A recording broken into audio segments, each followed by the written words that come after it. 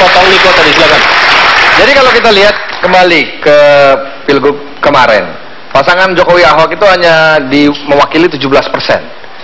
Bagaimana 17% itu menghadapi anggota DPRD dengan segala macam kebijakannya? Pasti akan sangat sulit.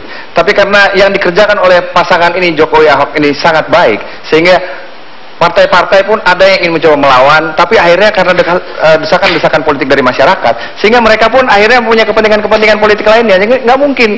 Itu juga yang dilakukan oleh SBY. SBY itu mempunyai koalisi yang sangat besar, tapi bagaimana dengan kenaikan BBM?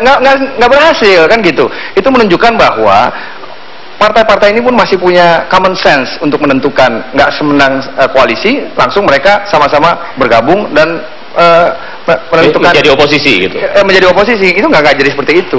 Menurut saya boleh ya. saya tambah sedikit ya? Ya, boleh. Jangan banyak-banyak, Mas. Kalau kebijakan Jokowi sama JK nanti bagus pro rakyat, kemudian DPR tidak menyukai, ya rakyat berkelahi sama wakilnya saja. Iya, pasti. Kalau memang bagus, kemudian track recordnya tidak ada bocor-bocornya, tidak pernah korupsi, pasti rakyat akan membela, dan DPR yang tidak membela akan kehilangan. Baik, kita lempar ke sini ya, silakan. Ada tanggapan dari apa yang sudah disampaikan?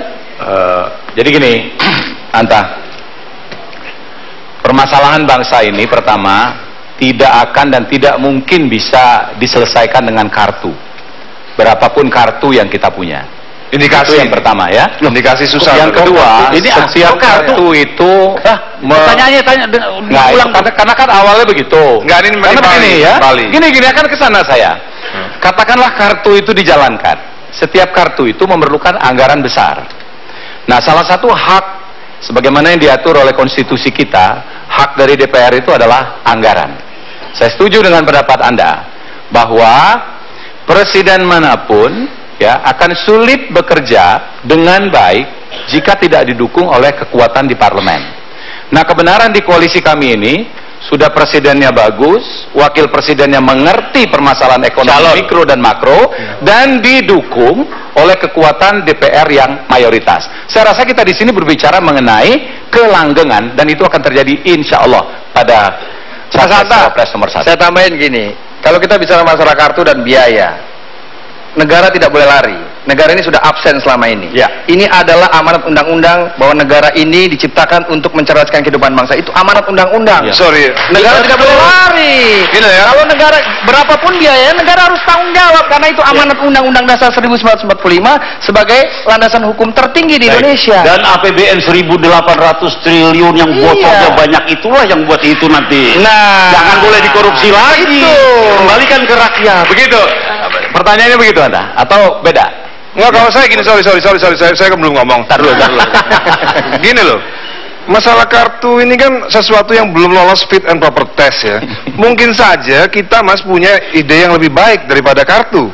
Ya, mungkin sekarang belum ada ya Mas. Mungkin lo ada dong. Kartu kredit kita. Artinya apa?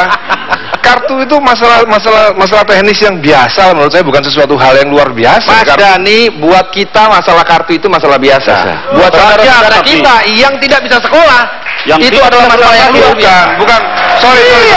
Buat kita itu nggak ada masalah. Dan solusi kartu ini lebih dahsyat dari BPJS misalnya. Iya. Yang sudah ada sebelumnya gitu ya. Kartu itu kan teknis ya. Kartu itu kan teknis aja. Kalau niat kita membantu masyarakat ya nggak usah pakai kartu juga bisa. Artinya gini loh. Apa yang disebut fit kartu itu juga harus lolos fit and proper test nanti di DPR nanti. Siapa yang akan melaksanakannya? Iya kan? Kalau yang melaksanakan Niko, lu percaya nggak? Percaya. Saya Jadi anggota dewan bukan eksekutif. Oh iya. Mungkin temennya. Jadi gini, semua itu kan masalah teknis, nanti bisa dibicarain di DPR. Kalau memang semuanya masuk fit and proper test, semuanya masuk akal semua, kita juga nggak akan neko-neko untuk ngeyesin, karena menurut saya ide kartu itu biasa aja. Dan kalau saya sih kartu itu simbol keberpihakan terhadap masyarakat pada umumnya. Itu bukan masalah kartu, itu simbol keberpihakan. Silakan Bung Hanta.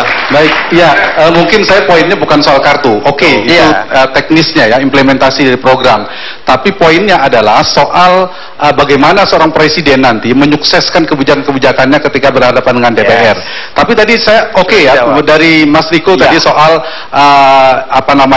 jawabannya maupun dari Mas CNS soal rakyat. Tapi catatan saya adalah bicara konteks rakyat yang mana kan banyak nanti, akan tidak bisa juga bahwa yang penting kita akan membawa aspirasi rakyat, pasti akan berhadapan dengan DPR, realitasnya seperti apa. Lalu Mas Niko, untuk di daerah itu konteksnya agak beda. Parlemen di DPR dengan DPRD agak sedikit beda. Tapi ada satu, tapi rasionalitas itu saya kira bisa kita terima. Tapi juga penting, kalau 36, ini kan soal koalisi ramping dan yang agak tambun tadi, 36,9% ini saya yakin kalau saya akan mengajak Golkar masuk ke koalisi ini. Jadi kalau Jokowi JK menang, saya yakin Golkar, Pak Mas Tantowi akan gabung di sana, lalu menjadi 52%. Kata Mas Roy Martin pasti. Ini kode berarti aman. Ya, keyakinan saya di situ. Yang paling mungkin bergabung di sana kalau Jokowi JK menang adalah Golkar, dan yang kedua mungkin PAN. Kalau PKS dan Gerindra kecil kemungkinan. Kalau Golkar gimana tadi Jokowi? Mungkin enggak, udah. Ya, itu satu. Belum boleh pertanyaan. Enggak apa-apa ditanggapi. Silakan. Seandainya menang, Saya dan Partai Golkar itu tidak mau berandai-andai. Jadi penting bagi kita sekarang, dan komitmen kita penuh dan keyakinan kita penuh bahwa pasangan Prabowo Hatta ini akan menang, sehingga kita nggak perlu repot-repot memikirkan koalisi berikutnya. Itu jawabannya. Baik. Anda punya pertanyaan yang sama atau pertanyaan berbeda untuk pihak pasangan berbeda ya sekarang? Silakan. Iya, tapi soal Golkar tadi saya yakin sekali nanti Golkar akan merapat kalau Jokowi JK menang. Ini seandainya. Kalau sekarang kalau Prabowo dan Hatta, pertanyaan yang sama tapi dengan pendekatan berbeda. Kalau tadi lebih pada kuantitatif koalisi, ini lebih pada kualitasnya. Kita tahu bahwa sekarang pemerintahan Pak SBY Budiono didukung oleh hampir 75 koalisi, melampaui yang sekarang 53% yang dimiliki oleh koalisi Prabowo Hatta. Tapi tidak ada jaminan tadi seperti dikatakan, ketika ada kenaikan BBM seringkali dua paling tidak partai yang berbeda, paling tidak berbeda tanda petik melakukan politik dua kaki. Dia berkoalisi di pemerintah karena punya menteri partainya, tapi di sana sama kerap melakukan peran tanda petik oposisi di parlemen. Paling tidak dua partai yang sering saya catat melakukan riset tentang ini adalah satu PKS yang kedua Golkar. Nah, bagaimana untuk menjaga soliditas itu? Baik. Nanti dijawabnya kami akan kembali sesaat lagi. Tetaplah bersama kami.